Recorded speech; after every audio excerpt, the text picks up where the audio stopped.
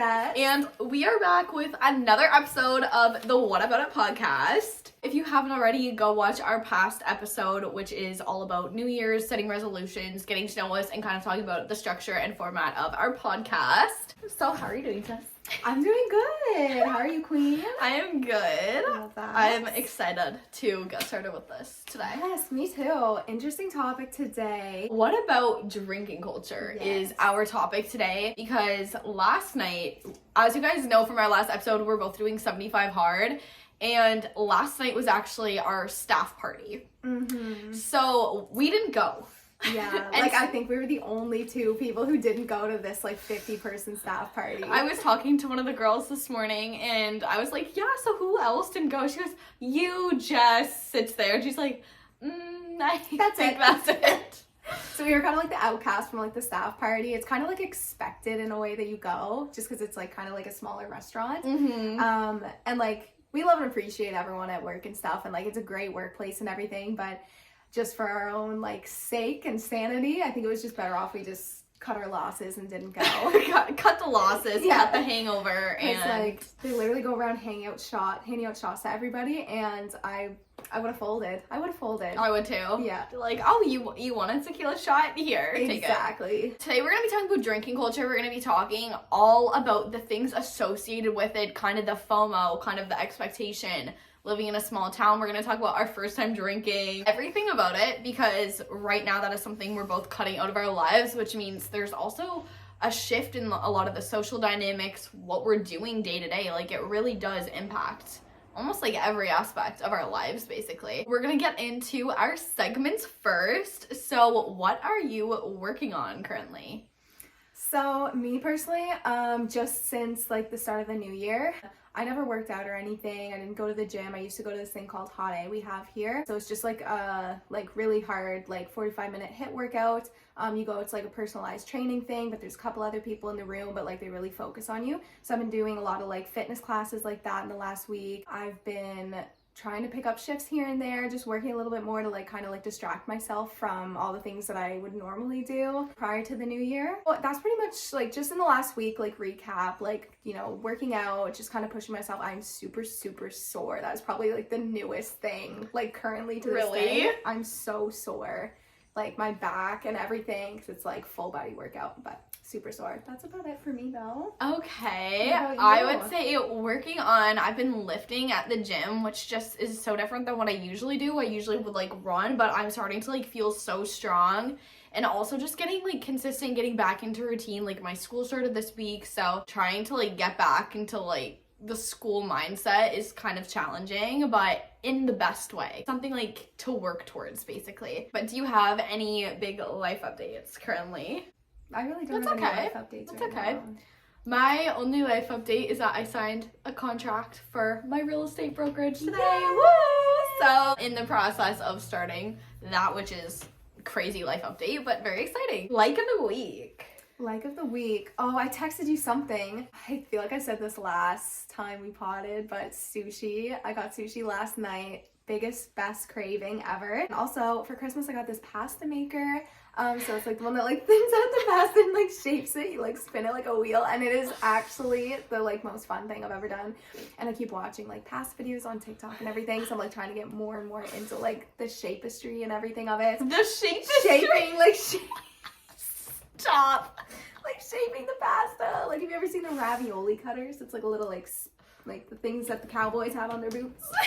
Like the little, yeah. Anyways, so yeah, homemade pasta. I've only made one batch though, and it turned out really bad. My like of the week, homemade carrot muffins. Carrot muffins have been like, I love how both of ours is like food Do you have this any week. left? No, but I'm making another batch tonight. I know. They're so freaking good. I was supposed to bring oats.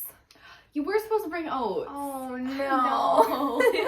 That's okay. And honestly, I'm kind of like at my cooking, like baking, like trying new recipes, trying new foods. Tacos are something I recently started loving, and Taco Bell, like the Dorito crunchy. Oh my god, don't even get me started. That's the first one I've ever had, and I will never try anything else off their menu. No, you can't. Doritos Loco Taco for the win. Do you have any dislikes for this week?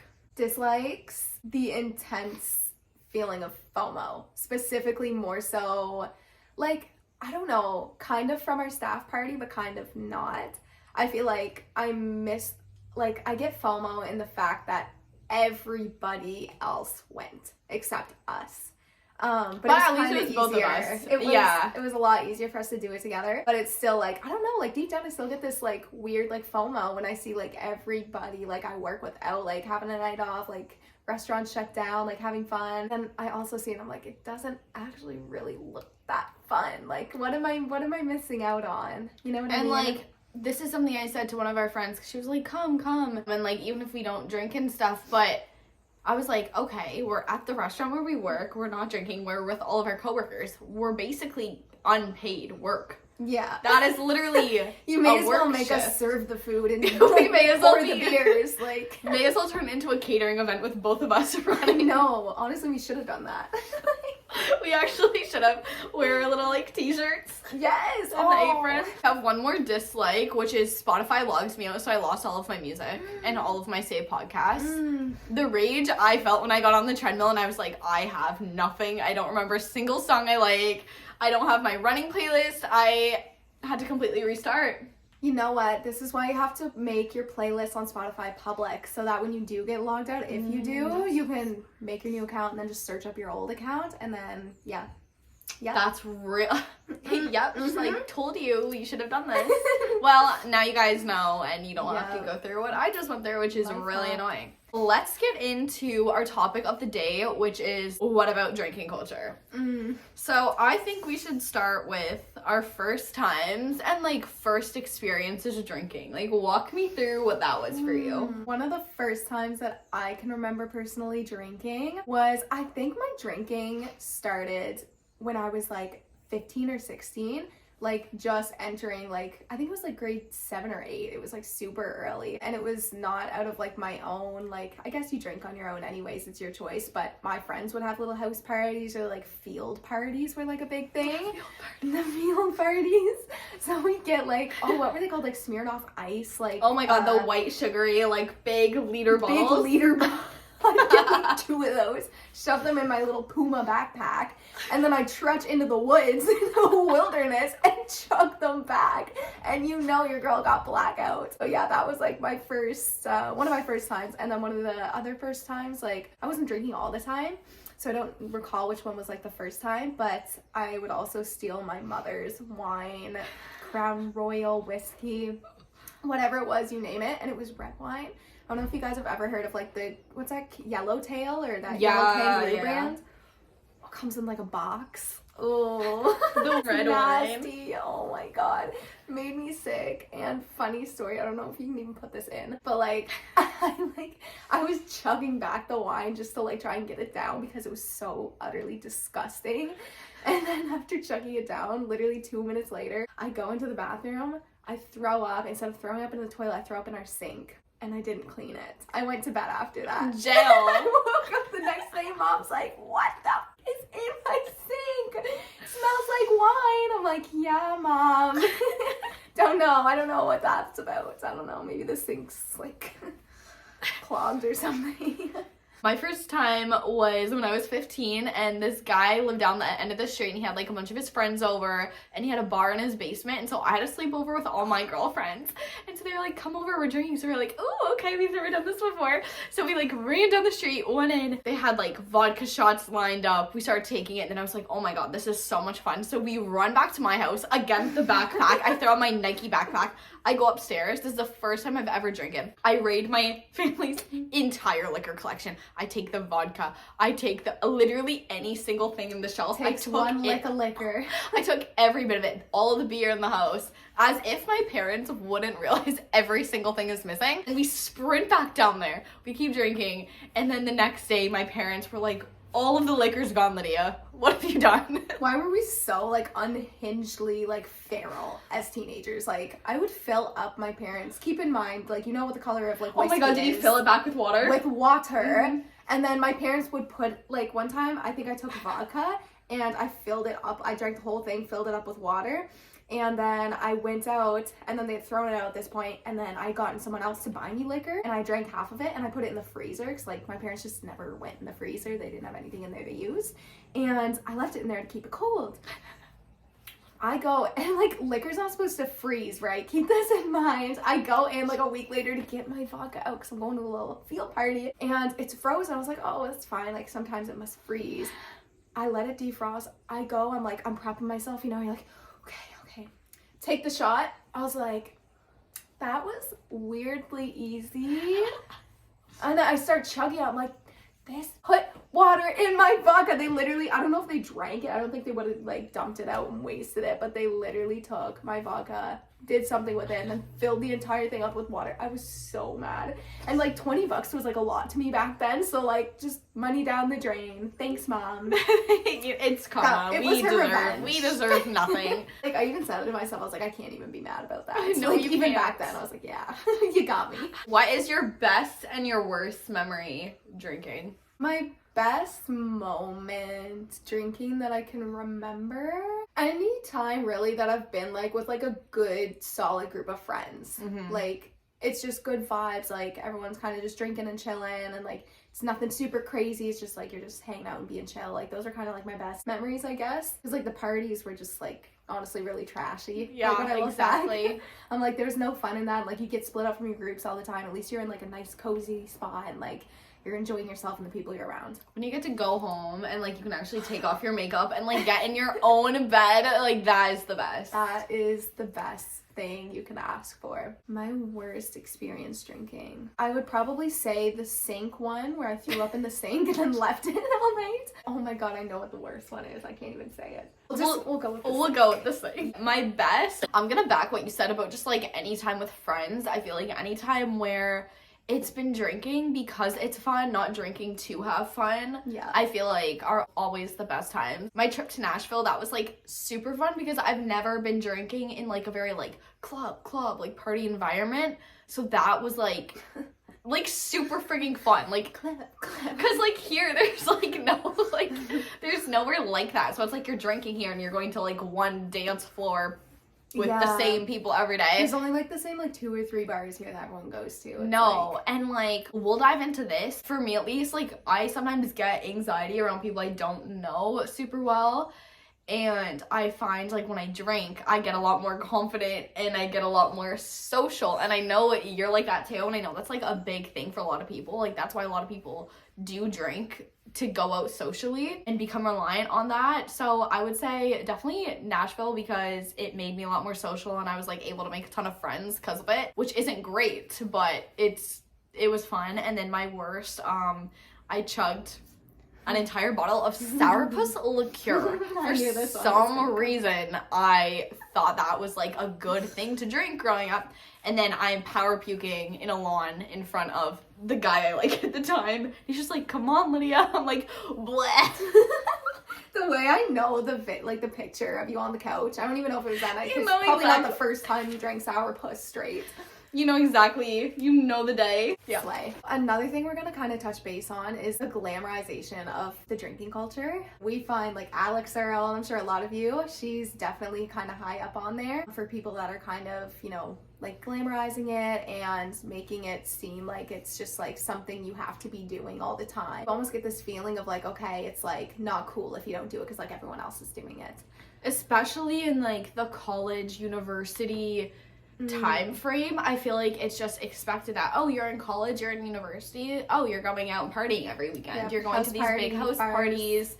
And also it's almost glamorized in the sense that like, say it's your birthday, say it's New Year's, there's like a drink associated with almost every type of holiday. Like it's your birthday, you're drinking champagne, your champagne birthday, you're going to Paris, you're drinking wine, St. Patrick's Day, you're taking shots and drinking beer. Like every single holiday or celebration is almost associated with drinking or with liquor, like Valentine's Day and wine. Yeah. And so it's hard to like escape that. Yeah. And like there's so many holidays throughout the year too. If you're trying to like do a 75 hard or if you're trying to do a 100 hard or whatever it is, it's hard because you come across these days where it's like, it's not just like the odd like weekend when your friends want to go out and drink that you feeling like FOMO. The holidays big time because everyone else is like drunk or at least like drinking.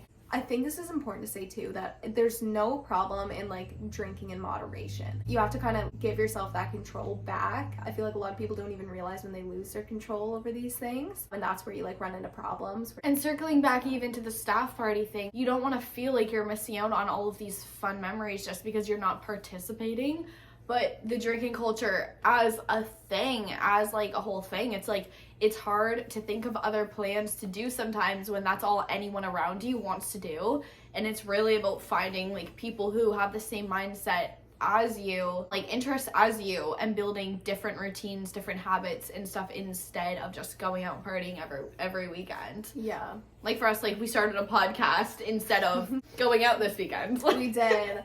And like I feel like it's a distraction. Like if you are having troubles with like trying to like keep yourself away from that stuff, like take a little bit off, you know, from like the pressure of it all, I think that's a very good way to do it, is like do things to distract yourself. Like I start going to the gym this week, okay, there's another distraction. Or podcasting, another distraction. Trying to go for more walks, there's a distraction. Trying to pick up more shifts, distraction. But the thing with working at a restaurant and a bar is like you're constantly serving liquor, you're smelling liquor, you're tasting liquor to see if the drinks are made right. Like I bartend and serve, so like I'm constantly like tasting drinks to make sure they're okay. And I don't think that's considered cheating with like the no drinking. God, no, you're fine. But it's definitely tempting. I love like espresso martinis and just the smell of them, like the essence, like just being in the same room as them. I'm like, oh, like those are my favorite drink, and like they're so popular where we like live. People constantly order them. And I feel like just working at a bar in general is just so hard when you're trying to not drink until you get like your control back. Talking about like working at a bar, something else, over the summer I worked like full time, like doubles every day basically, and then after that we would go out, like all of us after work would go out, we'd go drink, we'd go party, and then the next day we'd all wake up hungover, work the morning shift, work the night shift, and then go out again. Yeah. And that was just how it was, because the cycle. Yeah, it was over and over and over again, and it's just the hours made it easy, and you don't want to go the next morning and then have everyone talking about the night before and you're just like not part of it, and then have to be around them all day feeling that FOMO. It's not a form of peer pressure, but it's your like own mindset. It's all about your mindset. It's basically like asking yourself, why am I doing this? That is the biggest thing regarding drinking. Like, am I drinking because I need it to have fun? Am I drinking it just because? Like, is there a reason why I'm drinking? Like, you just need to be aware of yourself. And also, it does add up too. Yeah. So it's like hurting yourself financially, and then you're hungover and sick. Yeah, and like your mindset is huge, like kind of touching base on what you said, like your mindset and like how you view things. Like we could feel like missing our staff party last night is like, oh, like we didn't get to drink, we didn't get to do this, but turn your mindset around and say like, okay, we decided to do something that's gonna do us, what's the word, what am I trying to say? Benefit, it'll the pros and cons, basically weighing the pros and cons. Yeah. And so we look at it as a pro because we're here. We're not hungover. Nope. And that is like the best part. I said we might feel a little FOMO-y last night, but think about how we're gonna feel today, because we're not gonna be hungover and we're gonna be feeling great. Let's dive into the feelings like associated with drinking. I remember every single weekend, like the beginning of this year, like the fall, I was going out having so much fun. I really was having so much fun. First of all, I would black out, not remember half of my nights. I literally, this is so brutally honest, me saying this, I don't remember half of the nights I went out, and I missed out on half of those memories because I went way too hard. And then I would text you every single morning saying, I have crippling anxiety. Yeah. I am so depressed. I'm so sad, and I would rot in bed. I know.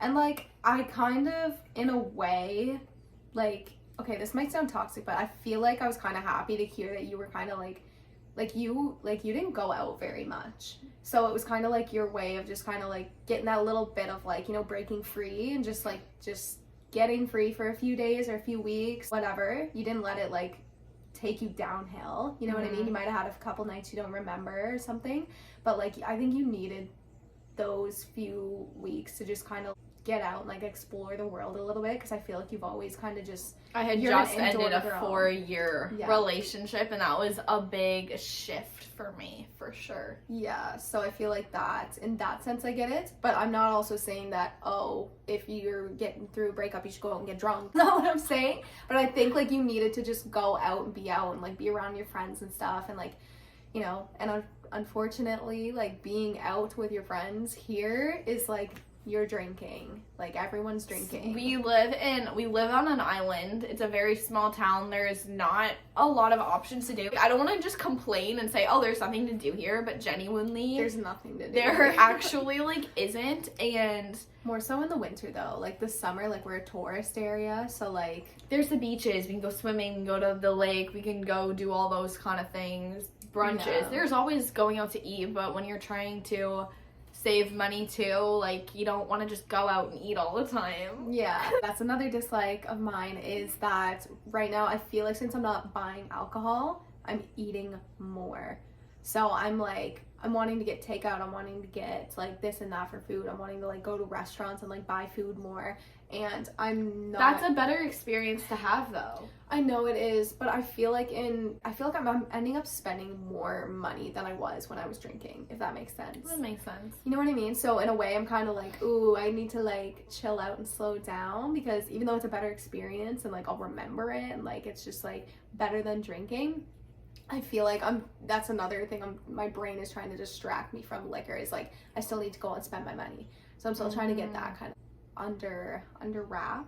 But another thing we'll kind of touch on, drinking, in the sense of like wanting to escape. Like, if you're dealing with like depression or anxiety and stuff, and like you feel like you can't go out to hang out with your friends and stuff without drinking, then you kind of get this fear that you have to drink, and you're not even drinking because you want to drink or because other people are drinking. It's because, like, me, like, one of my biggest things is like I felt like I even would tell myself like, I'm not going out if I can't drink, because I'm not going to be social. I'm not going to talk to people. I'm not going to be chatty if I'm not drinking. And that was like the biggest thing. And when I would drink, if I drink at home, which was like when I started to like really get into like the problem with drinking, I would like get home after work. I wouldn't go out and drink, but I would get a 6-pack and I go home and I drink it. And then if I'd be by myself, I get in my feels and I would start thinking about things. Like, literally, it would be the most like random thing. I'd be like, I'm literally 22 and I'm gonna die. Like, I'm at 22% of my life. And I would just start crying. I start crying because like it gets you depressed, and it gets you in this anxious state of like worry. And I think your like environment that surrounds you is like big. That has to do with that too. Like, if you're out at a club and you're partying, you're having fun with your friends, that's different. When you're like drinking like by yourself, like just to drink, I find that's when I get the most like in my feels. And it's weird. Yeah, I've never drinking alone. I've never drinking on my own before. But I will say, I've noticed something, like when I'm in a really good mental state, I always have fun when I go out drinking. But if I'm having like a rough day and it's like, oh, I really need a glass of wine, and then I go out and then I have maybe one glass too many, I notice I will overshare. Oh yeah, Oversharing, but then the Sunday scaries that come with oversharing with people that maybe you shouldn't have, saying something maybe you shouldn't have, kind of not even like knowing who or what you said what to. That is the scariest thing. It's like, okay, I just told and opened up something so personal about myself to this person that I wouldn't have normally, and you can't take that back. Like, the stuff you do, you can't take back. Like, it's out there. They may not remember it if they're at the same place, but you don't know if someone there is sober and you're over there sharing. You can definitely build close friendships and stuff because of that, but also you shouldn't. Like, that's not the foundation relationships and friendships should be built on, I don't think. I've had like really short term, like I've only ever had short term relationships, not like friendships and stuff. I've had one before that I can remember where we met drunk, and then we would hang out and get drunk, and then we'd hang out again and we'd get drunk, and then we'd hang out the next day and get drunk, and every time we hung out we would get drunk, and it was just this non-stop cycle. And it was like, I remember I woke up one day, I was like, why do I even hang out with this guy? Like, what do I know about him? Do I know anything about him? Do I like him? Do I like the kind of person he is deep down? Do I even know who he is deep down? No, because you're constantly just drunk around each other. So cut that off. But that's a big one, I find. Yeah.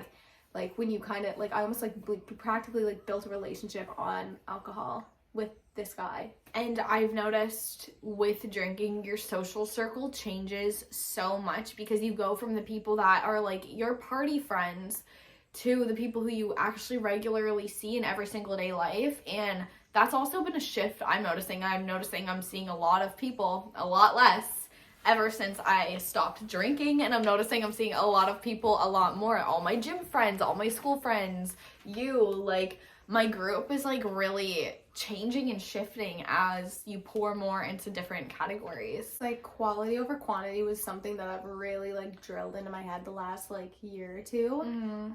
Even though the last 2 years have been kind of like all over the place, but like yeah, so I feel like once I kind of realized what quality over quantity meant, I think I really tried to just adjust that into my life and like adjust my life to that. I think that kind of goes along with that. So we're gonna end with some tips and advice basically on how to just handle, honestly, just dealing with it as a whole, because drinking is not going anywhere. It's been a huge part of our society and it's just the way it is, I guess. And if anything, it's getting worse. So like we gotta like hash this out now, sooner than later. It's become a thing for everyone so early on. I feel like everyone can relate. Yeah, it's just become so accepted among like your peer group. I feel like we already kind of talked about this a little bit in the start, but like the main thing I find has definitely helped me with kind of like distracting myself, getting distractions, going to the gym, cooking, baking, art, if you like art, walking. We've painted once in the last like football games once. Football games, we're like, oh, we're gonna watch the football game every week, like we're gonna have the girls over once. But that is such a good idea to actually add in things and crowd out the negatives. Yeah, like the effort was there. The thought and effort was there. Yeah, and with that, kind of just like get creative hobbies that also take up a lot of time that you can do with your friends instead. Maybe going skiing, going snowboarding, going on a road trip for a weekend, going out for a fancy dinner, getting dressed up, and still having the whole night. Maybe making a vision board like we had talked about, like having a dedicated night for an activity or a hobby instead of a dedicated night to go out to the bars. Yeah, I totally agree. Instead of spending $100 on drinks, you spent $100 each on an Airbnb to go on a ski trip. Like, that would be so fun. So much more fun. And the memory is going to be better because you'll actually remember it. Friends that align with the mindset. So, again, I'm kind of touching base on something you said earlier, was that you can definitely tell how many friends come and go when you're trying to change your life for better or the worse. In this case, we're trying to do it for the better, and drinking culture has such an effect on that. So it's like, I know when I was drinking like a lot more than I was in the last year, when I was in high school, when I was friends with this certain group of girls that we both knew. And it was like, if you're hanging out, like you were drunk, like you were drinking to get drunk every time. And it was like, I remember not even wanting to like drink that bad. I'll have a couple drinks, but they would almost like force it. Like, I would say force it down my throat. Exactly. I can like see an example in my head. Like, it'd be like, oh, come on, like, don't be like that, like, don't be that person, like, come on, like, you're seriously not gonna drink, like, come on. But more intense than that, it was kind of like the new girl, so it was like, you want to, like, you know, be chill with everybody, so I didn't want to, like, ruin the mood, so I was like, okay, and then they would try to get me so drunk. They would try. So, I still hold a grudge on that. There were a lot of friend groups that I remember who didn't go out and party, and I remember looking at them and being like, oh my god, like, they have no fun and they don't have any fun experiences. And so like, I wouldn't take back any of the experiences I've had, but I definitely have a level of respect for them looking back now, because now I get it, and now I get like, okay, they didn't want to they genuinely didn't want to. It's not like they could have if they wanted, but they just had friends that aligned with their interests, and they just weren't the same as ours. Yeah, and it's like, at the same time, I can't completely blame other people that I was surrounding myself with, because we're all going through different things, and there's different reasons why we're drinking, or maybe we're just trying to, like, I don't know why I'm doing that. And maybe they're just trying to distract themselves from something. I have a few friends, but you can tell that the ones that are still my friends are not the ones that I was out getting drunk with every single night and just not doing anything for yourselves. Because when that changes, that friendship is no longer the same, and it changes the dynamic. Because you built that friendship on the foundation of drinking. So once you take that drinking away. A couple other just like ways to navigate it. Drink for social events. There's nothing wrong with balance, the 80-20 mindset. Have a martini if you guys want to. Have a little glass of wine at dinner. But just know your limits. And my biggest thing I would say is have a why and ask yourself why. Why am I drinking? Am I drinking because I feel like I really need it, which is probably a sign you shouldn't. Yeah. Are you drinking because you're already having fun and it can make it more fun? Or are you drinking to have fun and make it fun? And if you have social anxiety, are you drinking to make yourself more social? I don't really see a problem with that, but I also think you should challenge yourself, push yourself out of your comfort zone, try to go out there and have fun without it. That option's not always gonna be there. I want to say something before I forget. Discipline. You need self-discipline big time, because as you're saying, like, social drinking is not a big deal. You just have to like have control. I've seen so many times as a server and a bartender, like a table, a group of people, and then let's say 3 out of 4 of them were like drinking to drink, like to get drunk, right? And then one of them would like, you know, just have like 1 or 2, and then I'd go up and say, you know, all right, any more drinks for anybody? They'd all get a drink, and then try and like, you know, prompt the like 4th one to get another drink. She's like, no, I'm good. I've seen it so many times, and that you can just you can sense the pressure. And then I'd say like 90% of the time they actually give in, only because they're being pressured. But like if you have that self-discipline And know your why. Yeah, like know your why, then you can just cut that out. I feel like that basically summarizes every point I wanted to make. Yeah, that was a big one. That wraps it up. I knew it was going to be like 40 minutes. That was good. That was good. That is going to be it for this episode. I hope you guys liked it. Make sure to like and subscribe to my channel. We're probably going to start within the month about our weekly submissions and story times and stuff, and like reading you guys' like experiences. I feel like those will be really fun episodes, reactions. And for drinking culture, that's what it's about.